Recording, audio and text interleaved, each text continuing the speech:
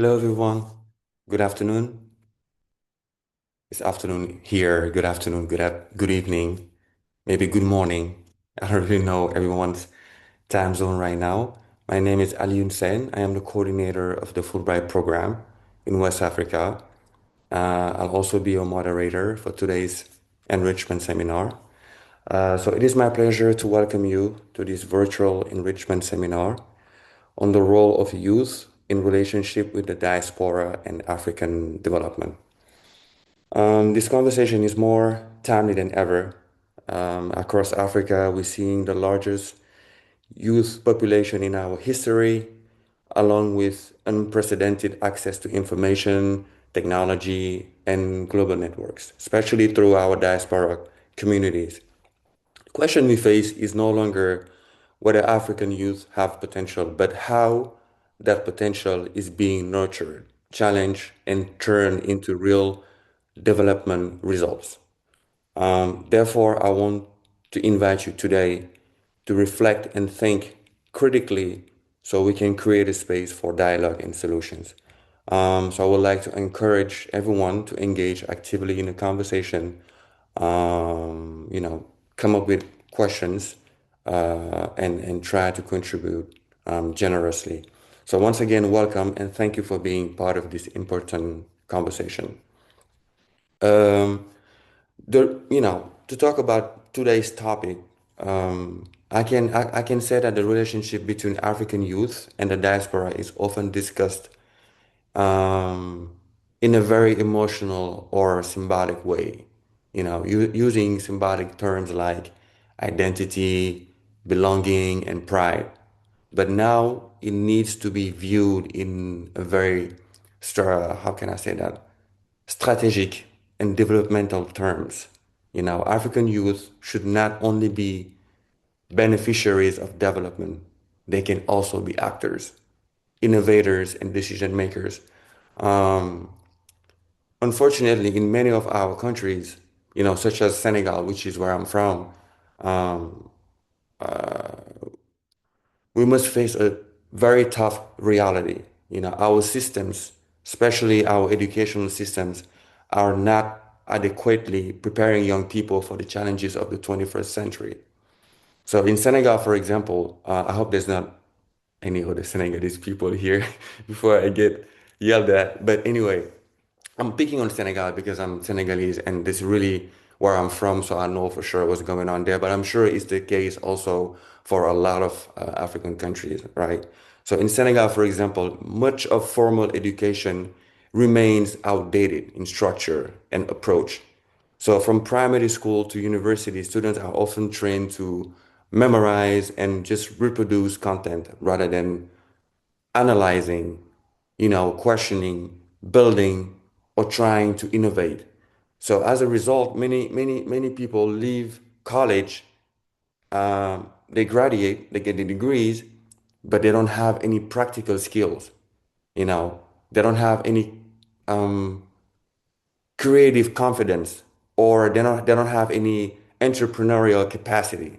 So when we compare this with um, environments like, let's say, the Silicon Valley, the contrast is striking, So those are ecosystems where students are encouraged to experiment, fail a lot of times, to build collaborations and to create, and some of the world's most transformative ideas, such as Facebook, um, you know, um, um, developed by what's the name of the guy? I'm sorry, I forgot his name.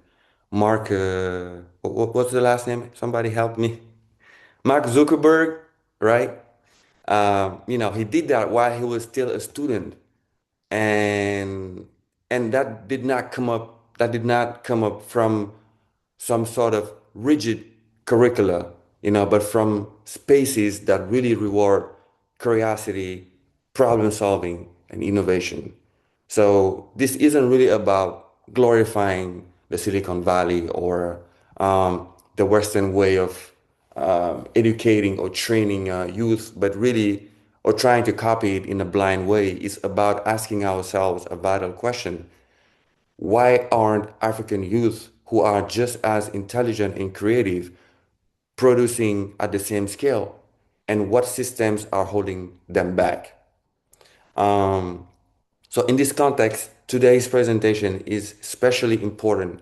So without further delay, I will introduce our speaker who will explore the role of youth in shaping Africa's relationship with the diaspora and advancing development. So our speaker today is Ajiri Uzere, a US Fulbright scholar and researcher based in Lagos, Nigeria. Her work focuses on clean water policy, child mortality, and global health, and she brings a strong cultural diplomacy lens to international development. She's also the founder of Diplomat in Training, an initiative dedicated to youth leadership and accessible diplomacy. So we are very pleased to welcome her today. Jerry, and whenever you're ready, the floor is yours. Hi everyone, I'm going to share my screen. Thank you so much for the introduction. Share my Sure. screen and then I will get right into the presentation. So, can everyone see my screen? Okay, Yes. awesome. Well, hi again. My name is Ajiri Uzere, and like was already said, I am a Fulbright research scholar conducting research in Nigeria. I am also Nigerian American, so this Fulbright and also this topic specifically is very exciting and extremely personal to me. So I'm really excited to be talking about this today. I'll be talking about what I believe could be the next era of African development, focusing on the connection and potential power when it comes to connecting youth on the continent with the youth in the diaspora. So that's my presentation today. So, according to the United Nations, about by 2030, Africa will be home to the largest youth population. And specifically talking about Nigeria, the youth make up over 70%. And I kind of want to contextualize this number just a little bit because Nigeria is the sixth most populous country in the entire world with a population of about 230 million people.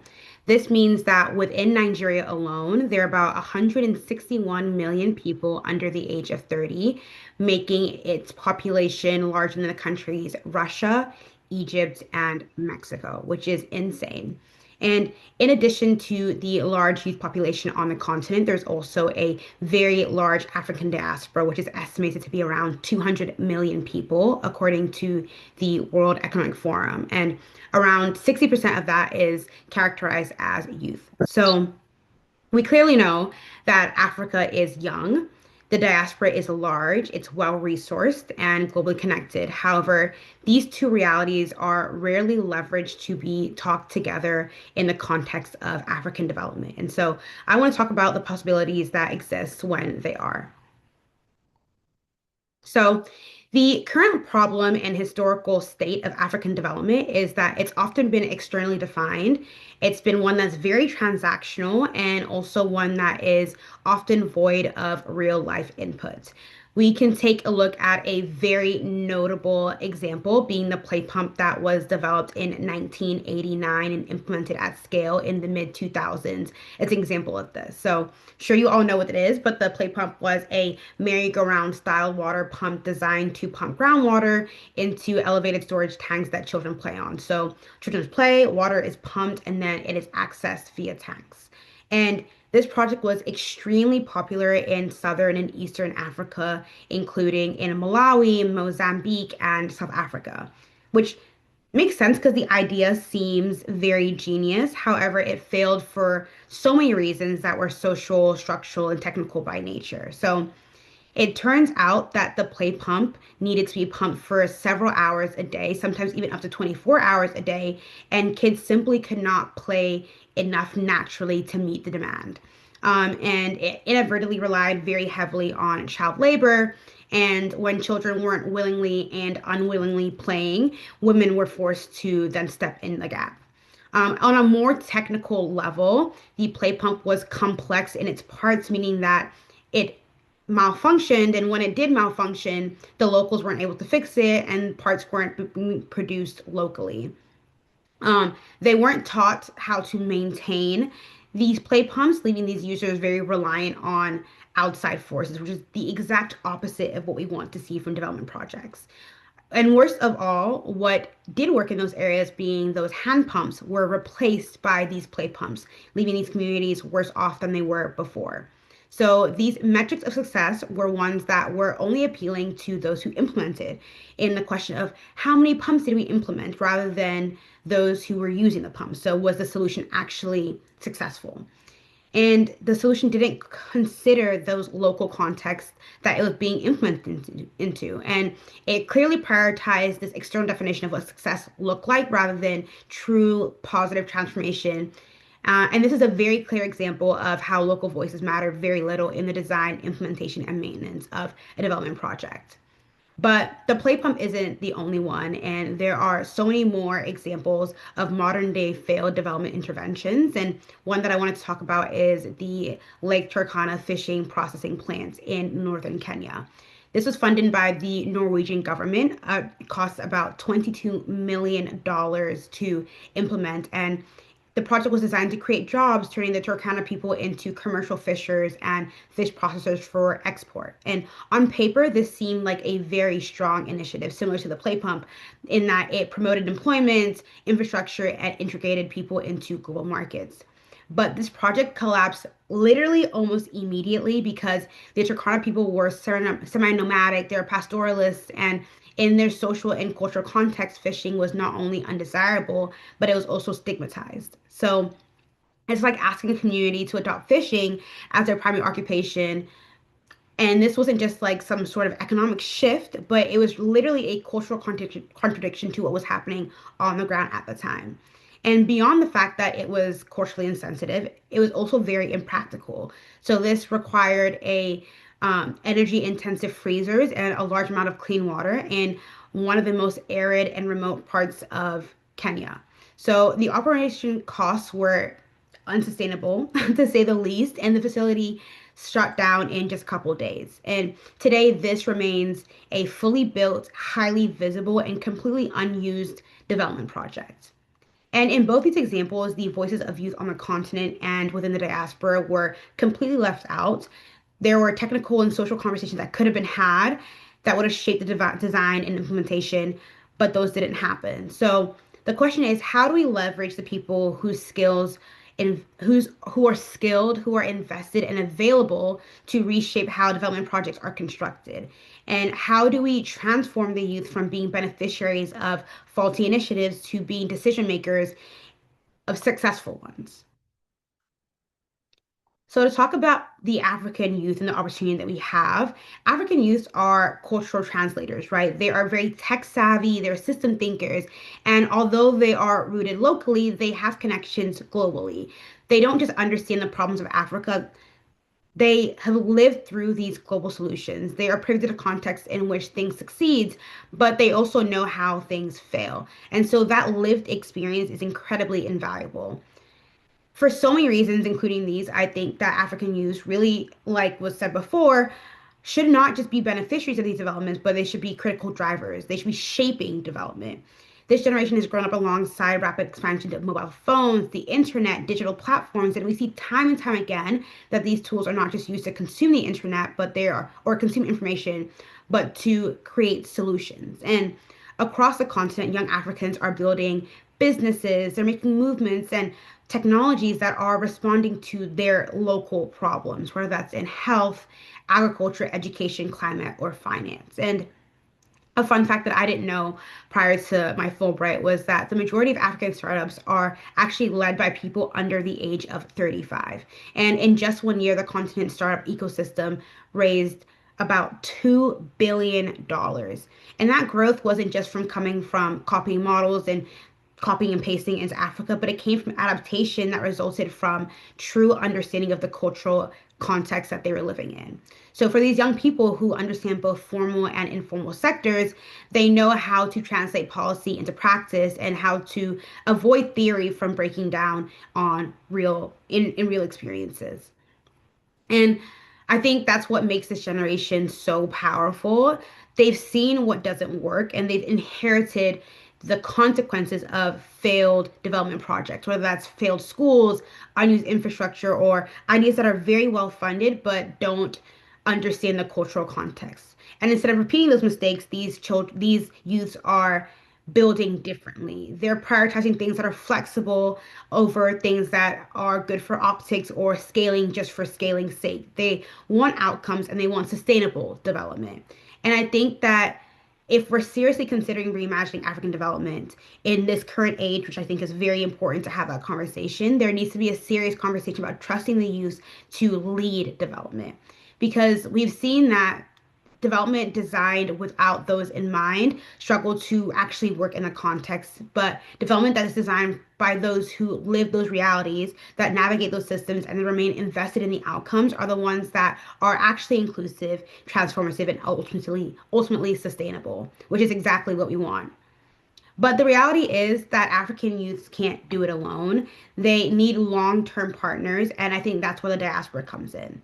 The diaspora, which I'm a part of, is often seen as just being deep pockets for people to tap into. However, I think that the most powerful diaspora contribution is not just capital alone, it is strong and sustained commitment to African development. And I think that we're seeing a big shift in diaspora engagement with this current generation of youth. Socially, it feels like there appears to be a trend in reduced remittances or the action of just sending money back to the continent. But according to the World Bank, there is actually a tangible dip of about 0.3% in 2023.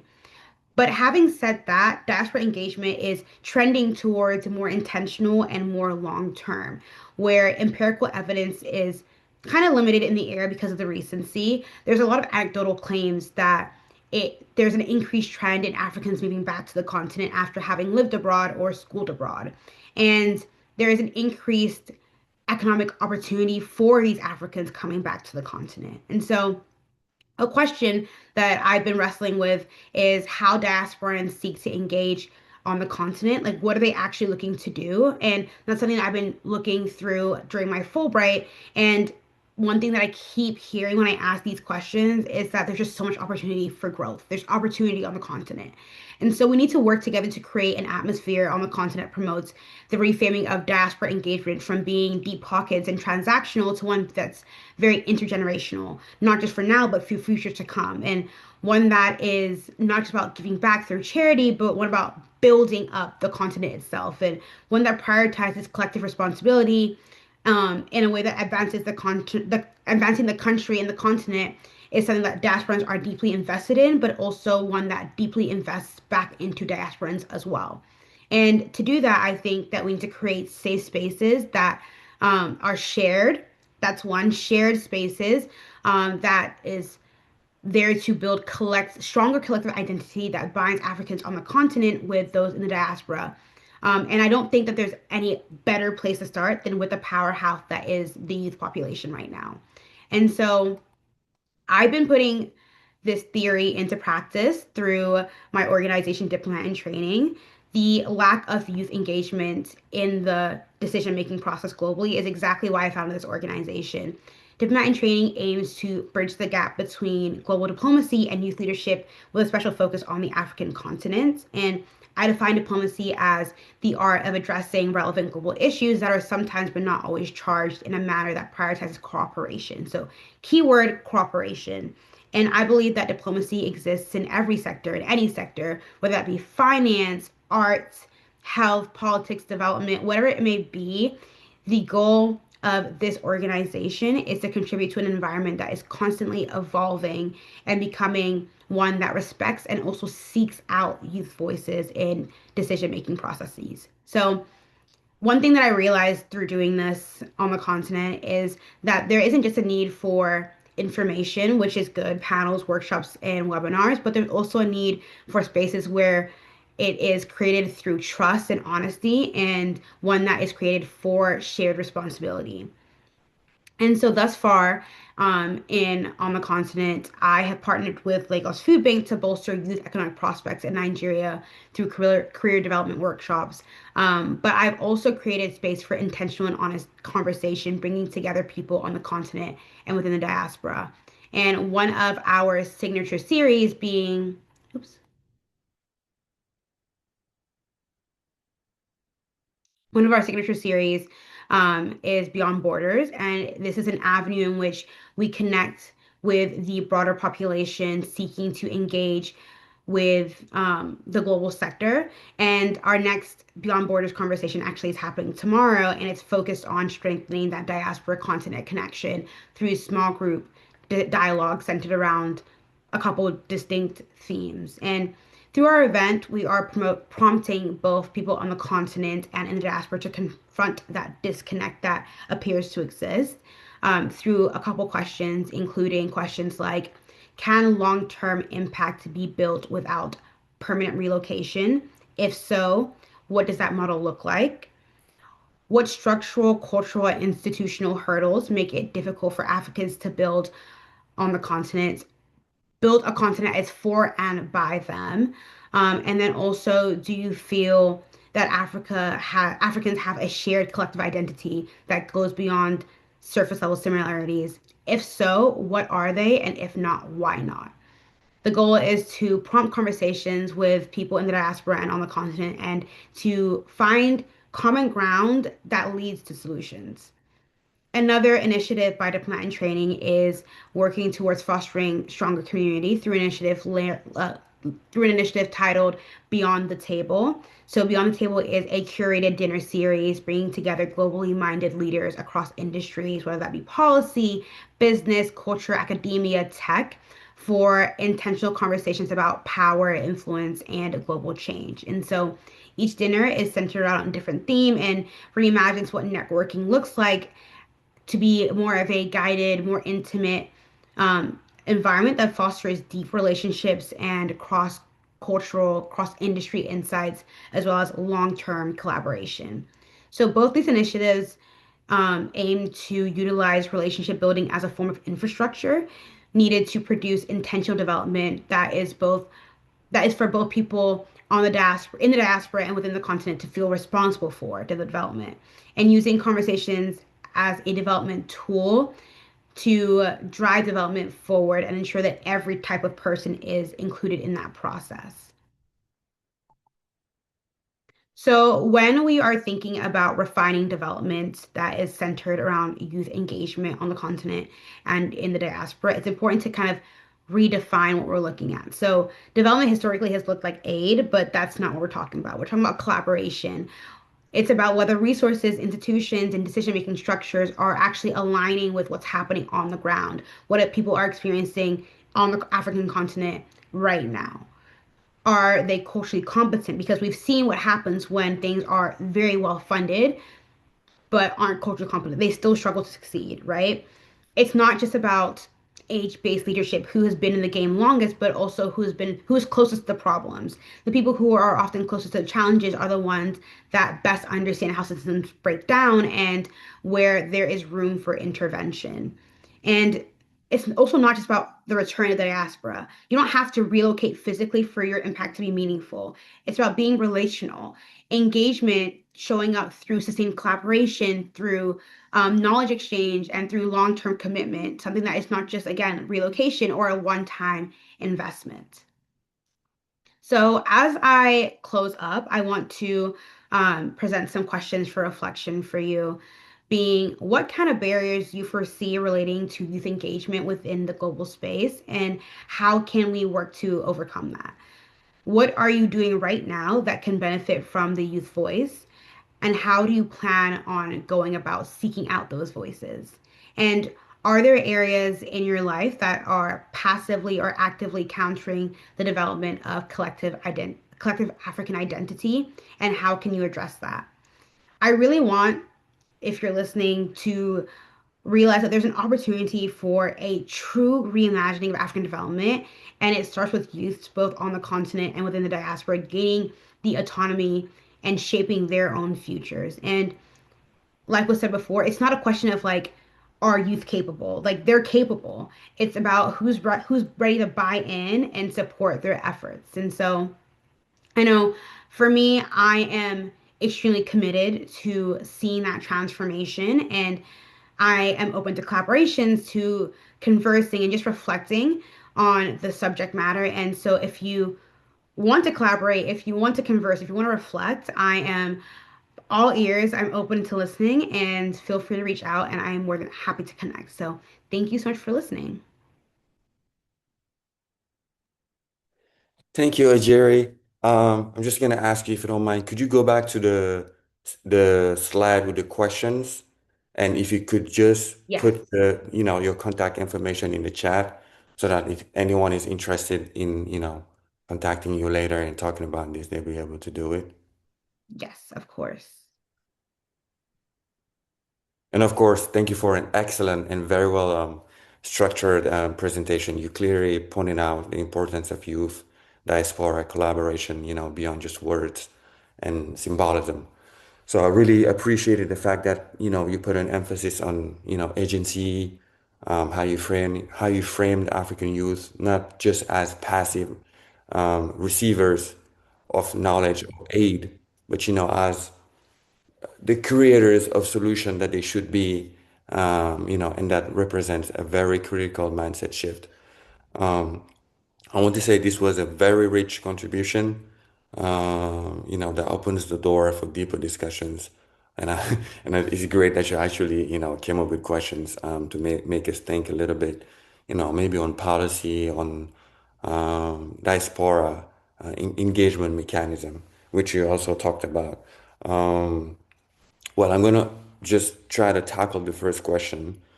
Like I said, I can only speak maybe for, I don't, maybe things are a little different in Nigeria. I'm not sure. You can correct me on that. But, for example, for Senegal, and it's also the case for many Francophone African countries. I just want to address an issue we experience regarding intentions versus reality, and that's a system we call LMD system, which is licence, master, and doctor, which is really like bachelor degree, masters, and PhD, as you know it in the US. So it's just a system which was introduced to align our universities with international standards, to try to promote student mobility and enhance, employability. So in theory, this system of bachelor, master, and PhD is strong. It seeks to promote student independence, critical thinking, research, and skill development, while trying to align African degrees with international and academic standards for the job market. But the challenge is in how it has been carried out, you know? So I feel like the change was in the structure, meaning like the semesters, the credits, and the diplomas, But like what didn't change enough to me was the content, the way people are being taught and the philosophy of learning. So I feel like many students are still trained to memorize lecture notes, rather than solving problems, just to reproduce professors' ideas rather than generate their own, and just pass exams without acquiring practical or transferable skills, It's true that there's a lot of great things that are being done, but not on a scale big enough to really make a more impactful change, for Africa. So in short, the system really continues to reward recitation over creation. So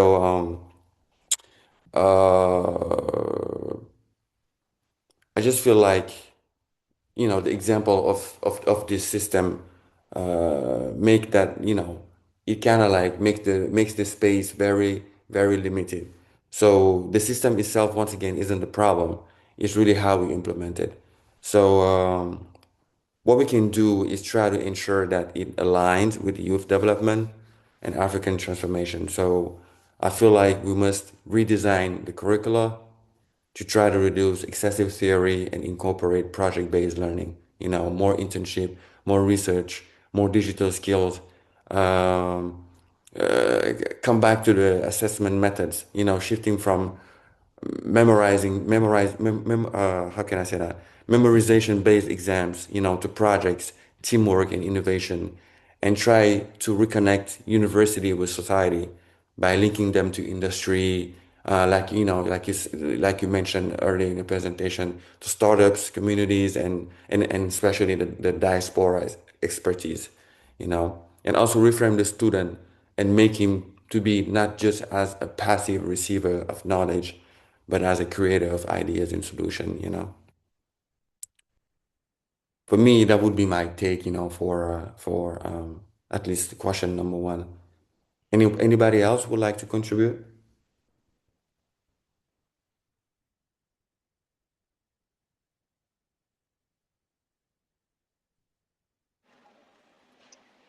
Hi, Yuri. Thank you so much for your presentation. Can you hear me okay, first of all? Great. It was so interesting. I learned so much. I actually had a question for you, if that's okay, if you wouldn't mind a question. These are all really thought-provoking, and I definitely, it's given me a lot to think about. One thing I wanted to ask was, you mentioned, there needing to be both, critical investment of resources and capital, as well as, you know, youth kind of in each country, or in the youth themselves kind of having these prolonged investments instead of people coming in for like short-term projects, doing something that doesn't have long-term emphasis. Anyway, so it just got me thinking, what do you see, or do you see a role of kind of international organizations, whether it's aid organizations, bodies like the World Bank, African Development Bank? How do you see a role for those organizations, and how can they become long-term committed partners and not kind of, do more harm than good by coming in for short periods that aren't actually effective? So just wondered if you had any thoughts on that, but thanks for your awesome presentation. Yeah, no, I think that's a really great question. I personally have worked as a consultant for USAID, the EPA, and so I've kind of seen how the back end of those kind of projects work and the funding of that. And I think that the most important thing is like partnerships. So, are you partnering with people whose model inherently is short term, or are you partnering with people who have grown up there, their parents have grown up there, they live there, they schooled there, they've built their organizations there, and they're not going anywhere, right? They don't want to go anywhere and they're not going anywhere. Are you partnering with them?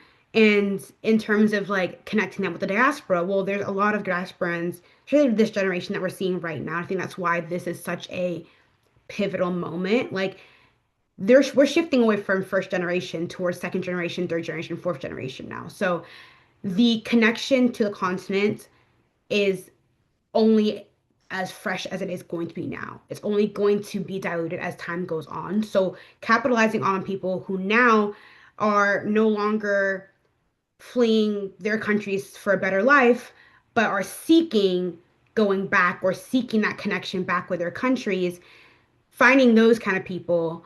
And they exist in large numbers. I've seen it in the short time I've been in Nigeria. Like they exist in large numbers. And so it's about the World Bank and big institutions in a sense, I don't want to say humbling themselves because that seems a very weird way to phrase it, but like truly being the partners that they say they want to be and allowing those with on the ground knowledge or on the ground deep investment through connection of heritage and culture to be the ones leading the ideas and leading um the transformation and them being the supporters of it. And I always think back to this one thing someone told me about being a leader. It happens in twofold. You have the person who has the idea and runs with it, and then you have the second person to follow, the first person to follow, the first follower, right? And that first follower is the most important person, equally as important as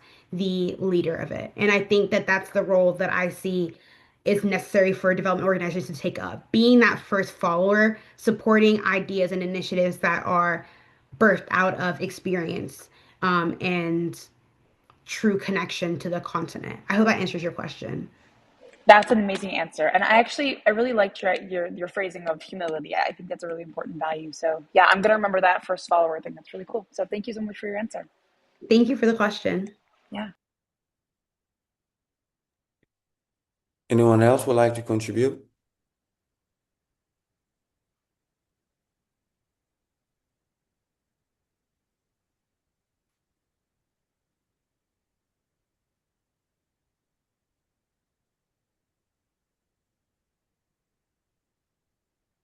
Okay, I have a question, Ajiri, maybe while they're thinking. Um, how do you think that the African diaspora can become really like co-creators of knowledge, like new ideas and innovation with African youth? I think it really stems from that shared Mm, relationship. Like me being in Nigeria now, and I grew up on the continent. I grew up in Cairo in Egypt. mm, And so the continent's always been home to me. But I live in the US now, right? And even in my experience, I'm seeing how things are being created. December just happened. A lot of people from the diaspora came back, and there was people who were doing yoga. Like initiatives, people who were doing new fintech initiatives, fashion initiatives, like, and every time it's conversations with people who are on the continent and people who are in the diaspora. The diaspora cannot do it alone. The continent cannot do it alone. It's that collaboration, and it's using knowledge that they have, or using knowledge within the diaspora from how things work in the US, the UK, abroad that function, and also having that knowledge of like cultural understanding. For example, the fashion industry is huge abroad, it's huge in the US, in Nigeria, but mm. they can't function the exact same way because there's just fundamental differences. And so it's taking what works in the US and adapting it to what works in Nigeria, but you need the knowledge from both parties to find that happy medium. And so I think that's where people in the diaspora can really co-create. They can have those ideas that have worked in their experiences, but with the knowledge that culture influences how things will actually play out in different contexts. And forming those relationships with people who are on the ground, who have those on the ground expertise that really just form through friendships. It doesn't have to be like a big business thing. It really is just the, oh, I saw you at dinner and I liked your outfit. We got to talking, and you know what, we're in the same industry. Let's connect. And that's happened to me several times. It's happened to my peers several times. And I think that's really why I'm so big on that relational aspect of this development, like change, because it's through those relationships that authentic conversations happen about what is going on, what are pain points, and where solutions are really birthed. And then through those connections and collaborations, you have the skilled software engineer who worked at Google in New York coming home to Nigeria to work with someone who works at AFC who's in finance, and they create something together. Yeah, I understand better. Yeah, that's a beautiful answer. That's a very nice way to put it. Yeah, thank you. Thank you. Anybody else? Julia? Genevieve? Anybody else? Hi, I'm Genevieve. I don't have a question per se, but I just wanted to say, Ajri, this was such an amazing presentation. I really appreciated learning from you and hearing about this and hearing about not only the research you've been doing, but your own work through your organization. And so I really thank you for your time today and thank you for sharing with us. Thank you, Genevieve. I really appreciate you. Thank you for showing up and being here, being present.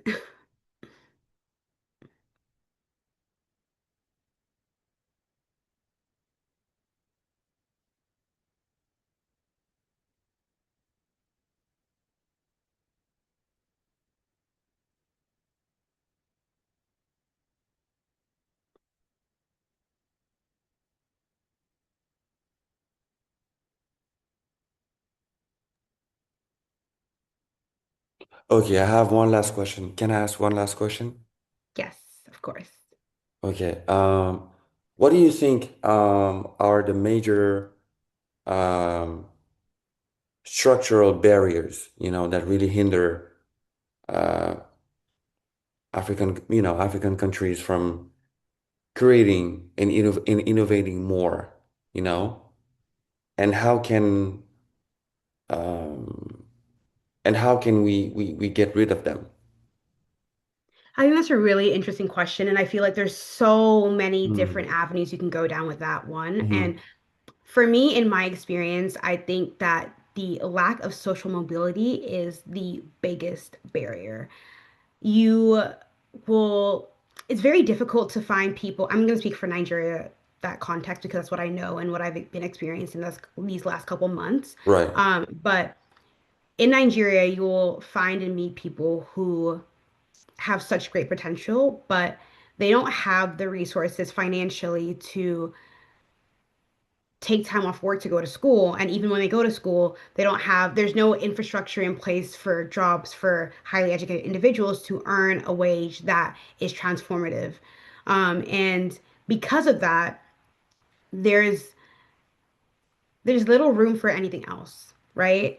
I always Right. talk to my mom about how you know what you know, and that's kind of it. And you do with what you have what you can. Like there's not much more you can do. You can have all the like workshops by the British Council. You can have all the workshops by all these various international organizations working on the ground, but they won't ever reach the people they really need to reach for transformative change if Mm. those people don't have the time to go out and seek those resources out, or if those people don't have the knowledge of them, or they don't have the just the ability to maximize resources. And I think that in a country like Nigeria, where wealth is very squarely reserved at the top and not distributed at all throughout the country, you see a place where it's the same group of people who are reaping the benefits of all these organizations coming in and trying to help. And that is a very small percentage of the population. And so, in terms of how you would go about dismantling that, I really don't know, to be very honest with you. Like I've questioned this very, very frequently because it requires a whole restructuring of the system in not one area, but in multiple areas. And that's kind of what Beyond the Table stems from. I just recognize that you need cross-sectoral intervention. It cannot just be a healthcare initiative. It cannot just be a economic development initiative. That won't work because there's multiple problems across the board that intersect. It needs to be solutions that touch every aspect of the problem at once and move the needle forward collectively across the board for there to be real change. Um, I don't want to talk too much, but you can go in and do something very great in the healthcare space, but if you're not working in the transportation infrastructure space, how are they going to access that healthcare? You can do something really great in the education space, but if you're not working to do something in the economic space, how are they going to afford to get that education? It really is, it needs collective effort. At the same time, together, everyone in unison to push the needle forward. Right. That's a very, very nice way to put it. And thank you for that answer. That really helped me, see it in a different manner. Um, well, I guess if there's no other question, we can go ahead and maybe wrap up. Any last question or contribution? Okay. Well, as we wrap up, let's just remember this. Africa is not, like Nigeria has demonstrated today, it's not really short on talent. It's just, I feel like lacks systems that trust creativity and can provide more opportunities. So the goal here is to really to create conditions where, people can think more and build more and just simply just lead more. If our people are given the tools and the freedom and the relevance they need, they will not wait to be developed, but they will have a shot at developing Africa themselves. So thank you, Ajiri, for this beautiful presentation, and thanks to all of you who joined us today to participate in the enrichment seminar. Ajiri, I don't know if you want to say any last words before we tell everyone bye. Um, Nothing crazy. More so just like, yeah, consider the role that youth can play in your life and the work that you're Mhm. doing and um be intentional about including them in solutions. Right, right. That's very accurate. Thank you, Ajiri. Thank you everyone for being here today, and I look forward to seeing you to the next enrichment seminar. Until then, you guys take care and see you soon. Thank you. Bye. Great Bye, job. Thank guys. you. Bye. Thank Thank you.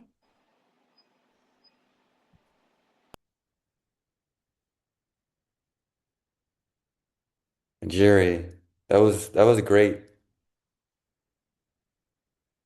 Yeah. Oh, I'm muted. Thank Ah, you. you good. That was great. Thank you very much for the presentation and the effort you put together. Thank Yeah, you. Thank you for the platform. I appreciate it. of course, of course. Yeah, I guess Awesome. we'll link up. Awesome. Thank you. All Have a right. wonderful day. You too. Bye.